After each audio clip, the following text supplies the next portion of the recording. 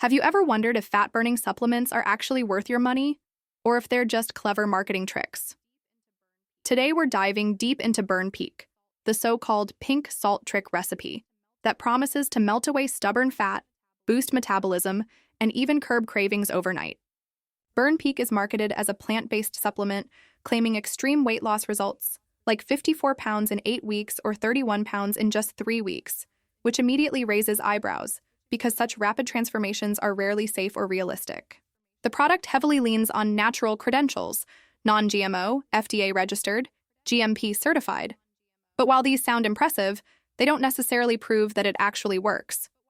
One of the biggest concerns is the proprietary blend, which hides the exact amount of active ingredients, making it difficult to know if you're even getting a meaningful dose or just fillers.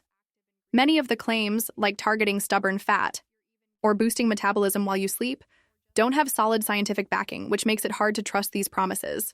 Additionally, the terms and conditions on the official site clearly state that results are not guaranteed, and they even limit their liability, which is something to consider before investing your time and money.